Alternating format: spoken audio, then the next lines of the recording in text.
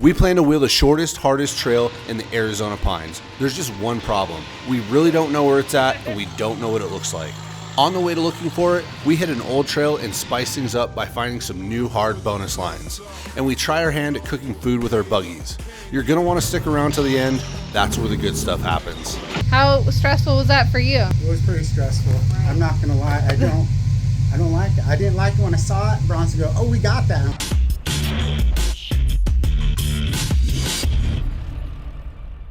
Howdy, howdy, good morning. Unfortunately, this morning started off a little rowdier than we would have liked. We were at camp. Our generator did not start, so we could not heat up the burritos. So we're bringing it to the ancient rock crawler times where they actually had to cook stuff over their motors. Today, we are going out to go hit some new trails we've never done. These are supposed to be some of the rowdiest in the pines of Arizona. All right, that should be good. We're transitioning over to the wrecked gear cooking show. So once you place on the grill, you're gonna wanna drive to the trail. And it takes about a trail's drive worth of time, then you're gonna wanna check it. If it feels like it's done, then you eat breakfast. If you feel you need a little more, then you just head up the trail and check it at the next stop. Thanks for tuning in. As we start to preheat the buggy cookers and slow cook our breakfast at 180 to 200 degrees, our plan for this trip is to run an old trail I did years ago in my old TJ buggy. It was a pretty hard trail for that rig back in the day, but I do remember there was a lot of potential bonus line opportunities for the new buggy. A bonus line is an obstacle that is not mandatory and usually way harder than the actual trail that can be for extra fun or difficulty. The absolute main reason for today is we had heard of a connector on this trail that is supposedly the shortest, hardest trail in the Arizona Pines. It's supposedly so wild that it hides in plain sight due to it looking so undoable.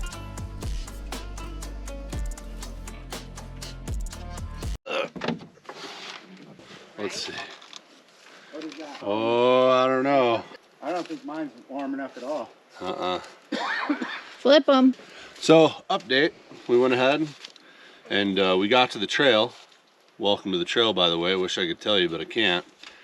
But we've only been going for about 15, 20 minutes. I'd say about another 30 minutes, these things will be ready to eat. So, All right, so Bronson has claimed that he's gonna do a sick line, so let's see if he does. right out of the gate, this first trail was way better than I remembered.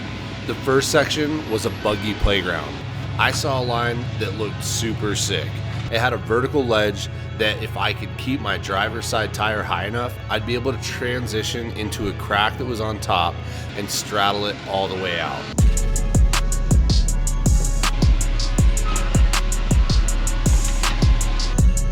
When you're at the playground, you don't just mess around on the monkey bars. You gotta go across the bridge, down the slide, and do all the good stuff. And I think I just found the slide. But just like my childhood, I get halfway down and stop sliding and have to figure it out.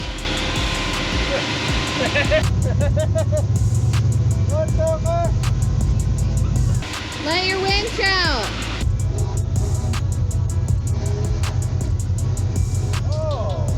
It's mind-blowing how you can be completely high-centered, full turtled on a rock, and make the smallest adjustment to your suspension geometry, like letting your winch out, allowing for an extra 3 inches of droop, and it allows you to drive right over it.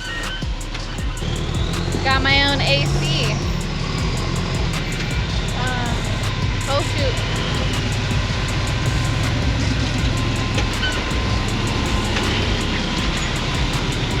I figured I might as well hit everything on the playground and kept going down just to go back up the other side to make sure that no rock went uncrawled. Again, these are bonus lines, absolutely not necessary other than for the fun and the challenge. Virgil just recently put in a rear steer axle in his buggy and it's taking him no time to figure it out. He's absolutely killing it.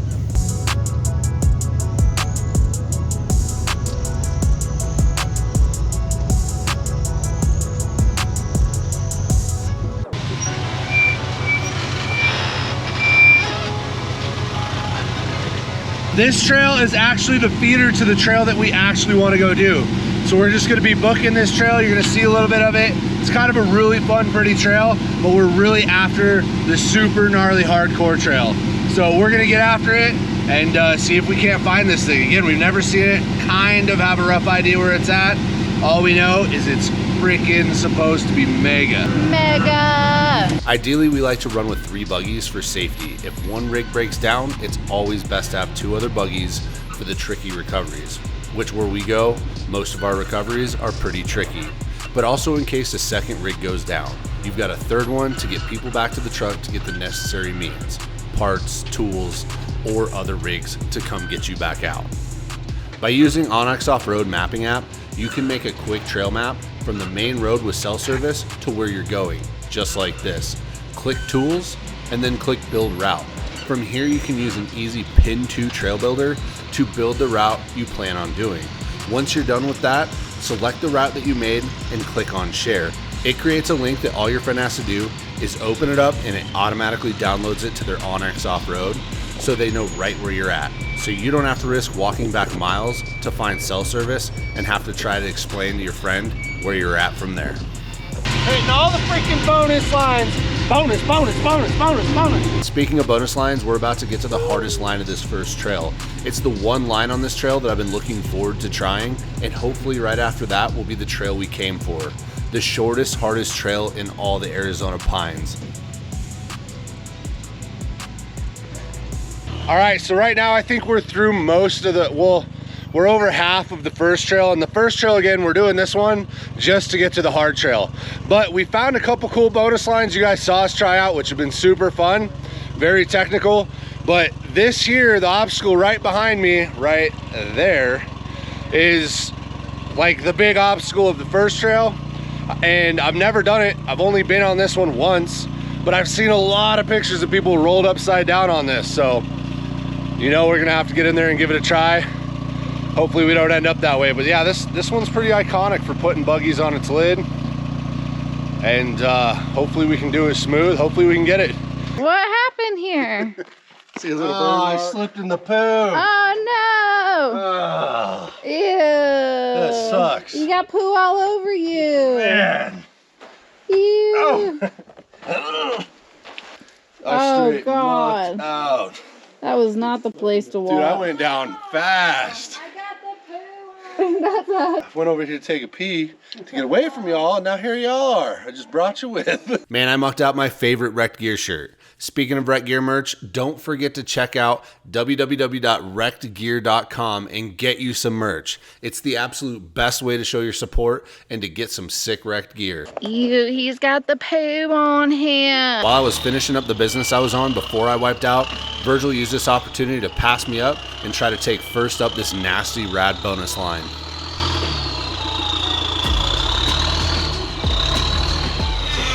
Oh.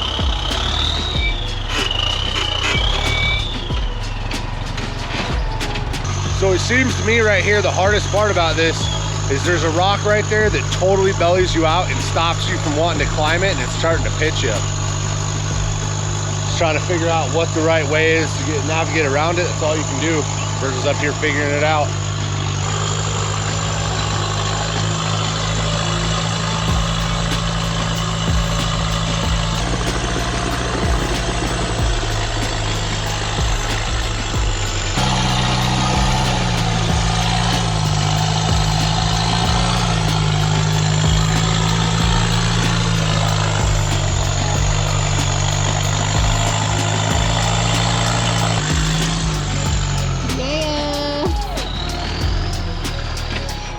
Buggy.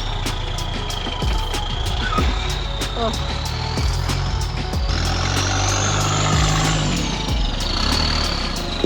That was pretty nifty. That was cool. I didn't know what the line was till now. Now I know. Good job, Virgil. This obstacle is crazy deceiving. When you look at it, you would think that a good rig and a good line, it would be pretty point and shoot. Let me point out what makes this obstacle harder than it looks. First off, it's super slick, straight up and down, and sheer flat surfaces. Then 2/3 of the way up, there's a step that is set in just enough to make you bottom out on your skid plate. The real sneaky guy is the triangular shaped protruding rock right in the center that catches your diff and tries to anchor your rear axle while your fronts are trying to make it over the top.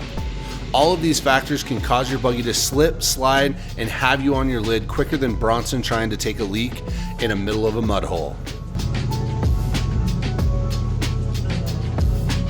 The trick to this obstacle was to go up slightly in a crab walk, having your front tires far to the driver's side and your rear tires slightly to the passenger. This kept your fronts to the left to keep your belly off the breakover and your rear's passenger to keep your rear diff from that protruding triangle at the bottom of the obstacle. All right, that wasn't too bad. I can see what causes people to roll over. If you're too far right and your belly's grinding on that, if you're messing around, it can actually slide you uncontrollably. It'll pick up on your belly and throw you. But after watching Virgil take high left, I tried once, realigned, went high left and went up it. But I could see how people roll in it a lot. But you just got to take your time, figure out the line. Virgil did great at that. And then he pretty much showed me the line, so I was able to get up pretty quick. Looks like breakfast is done. Or lunch. Or I guess brunch. Brunch is done. All right, Jess couldn't wait. She was so hungry, she popped it off and we're eating our breakfast. The 5-3 cooker did a great job. They are cooked to perfection. We're gonna go check out what this 22RE cooker is about. This cooker's more of like the economy base, right? Yeah. It's got like better, a little bit cheaper to run. Yeah, cheaper to run. More of a slow cooker. Feels good though. Yeah. Oh. Gotta That's love. toasty. That's some grill marks? Yep. Got some freaking grill marks. Yeah. 22RE. This sucker is I can't hold it. You don't need no generator to be microwaving stuff. You just really use. I mean, these cookers aren't cheap, but they are multi-purpose. You know what I mean? You don't just use them for cooking. So, I think you guys could really find some value in that. Getting one of your, rear steer. I mean, even just a, drag axle burrito cooker. Some of the cookers are, fueled by propane. Others are fueled by gasoline. So we got through the first trail, which we've done before. We've only done it once. Kind of blazed through it, did some great bonus lines. And I think we're at the beginning of the trail we're looking for. And right at the beginning, this is what we find, which is not a good sign. Big old diff guard. Aggressive. Big old diff guard. We're gonna have to pick that one up. I don't know if our trail sack's gonna like that. It might be dragging, down the trail, but we'll go ahead and take that off the trail. But that's a sure sign that things might be getting a little harder in front of us. And that's kind of what we're hoping, so. All right, this thing's not gonna fit in the sack, but I think I'm gonna slide it here in the cooler. Boom, just like that, right in front of the cooler. Go ahead and get that thing out. See, what a pain in the butt. Look, leave stuff on the trail. It's clogging up my buggy, but if you do see stuff like that, just pick it up, man. Get the crap off the trail. Keep it nice. Keep it open. We are about 84.5% sure that we've found the trail that we're looking for. As we head up the trail, I see an opportunity to jump in front of Virgil to pay him back for the FTC, first to crawl, on that last big obstacle. In true rock crawling fashion, I hit the turtle boosters and kick it up to about 3 to 4 miles an hour, making one of the cleanest yet slowest passes to ever be recorded in motorsports history.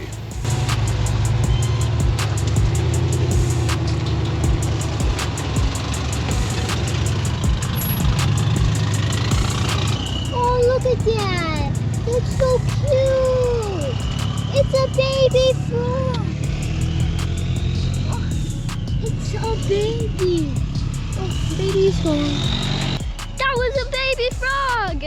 It was so cute and shiny. It was at this moment that I realized maybe I should have let Virgil go first. This gatekeeper is wild and I completely understand how it hides in plain sight. With how big the rock garden is at the bottom and having 3 giant boulders at the top, only giving you 2 lines to choose from that look as if both of them would just shred your buggy by even attempting each direction you chose.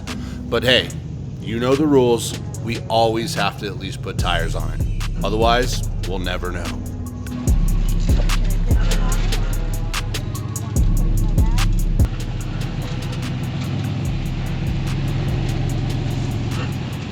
Coming into this obstacle, my initial line choice was to try to get my tires on the inside of each boulder. That was about as far as my plan went.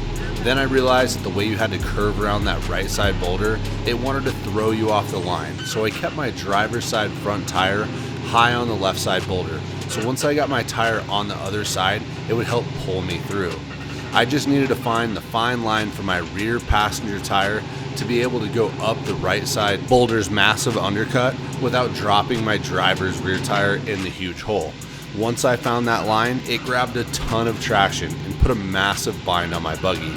I gave it light throttle while wiggling my front tires back and forth to loosen the bind, and it allowed me to squeeze through.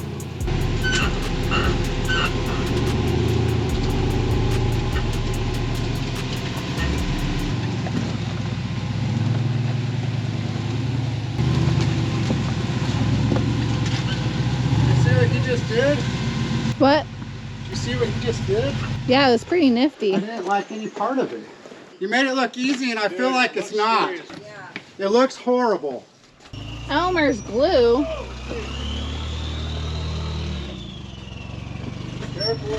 Rubber cement? Why is there rubber cement? Yeah, it's rubber cement. I don't understand. I think we found the trail that we're looking for. That was pretty freaking gnarly. Phew! Virgil's buggy is much narrower than mine. We knew this was going to make it much harder for him. Anytime he tried to go passenger rear where he was able to climb the undercut, his driver rear would fall too far into the hole, and it would throw his passenger front tire, almost rolling him. If he steered too much driver rear, then he wasn't able to get the right boulder's undercut, and it would spin his buggy sideways out of the obstacle. He eventually found a similar line that had much less margin for error than my wider axles had. He had found the traction and the bind. His narrower wheelbase set him more inside the crack and caused him to bind even harder than I did. He carefully worked the front and rear dig and wiggled his way through. Oh yeah. Yeah, buddy. Oh yeah. Oh yeah. Man. I'm gonna get into it. All right. I'll let you go first. We have found a good trail. And hey, we got both of us. We're going through it. If you'll see, we're getting out, checking stuff out, because usually if there's a bunch of us, we'll just kind of roll through it and learn as we go. But having two rigs is pretty sketchy, because if you get in and get all willy-nilly and break your rig, we don't have one to really get out. Like if you use the other one to try to get you out, there's more of a chance that rig is going to break. So you have to use that rig to go back and get parts and shuttle. It's a huge pain in the butt. So it's just best for us both to be careful coming into this, make smart decisions, wheel smart, get through this, and then, you know, next time, you know, anytime we have like 3+ people, you can kind of get froggy because there's enough people there to assist you out. So wish me luck, guys. Hey guys, if you don't know, when it's 95 out, everything you touch on here burns the crap out of you. I know other buggy guys watching this, you can relate. Ow, ow. Right. Ow, ow, ow.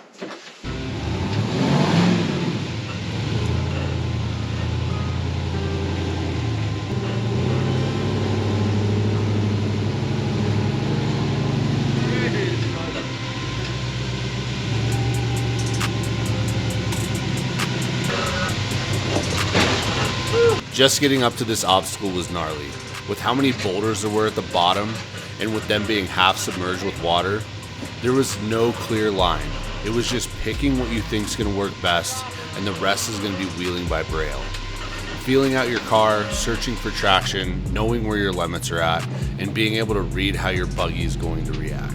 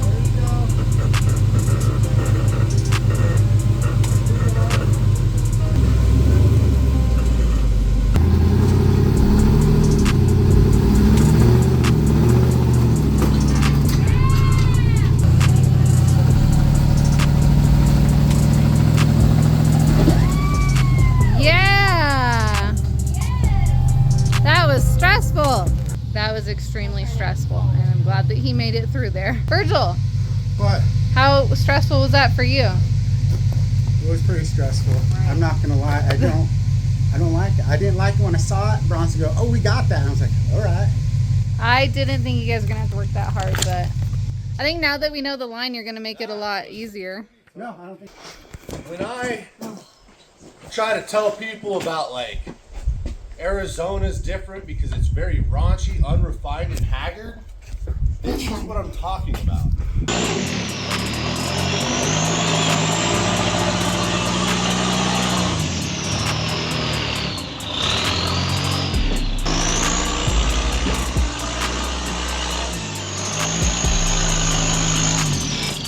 You're good. Perfect. Perfect.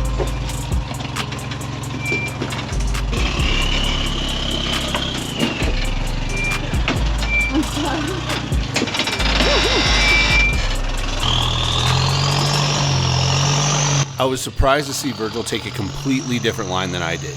Usually when you see a car make it, it's your best bet to take the same line. Knowing your buggy and its capabilities and where it excels and doesn't is one of the most important skills you can have.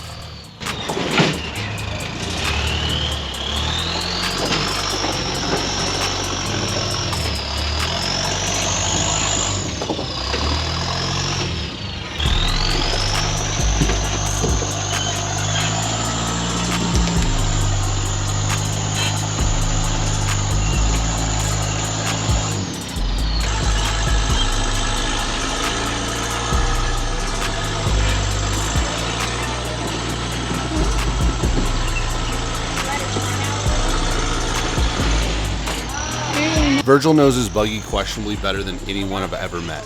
Being a narrower rig, this was a way better line for him, and he makes it just as well as I did, if not better.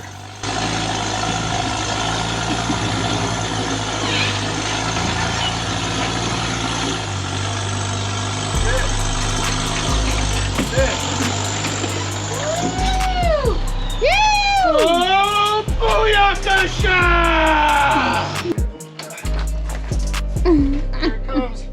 Yeah! That's all I got.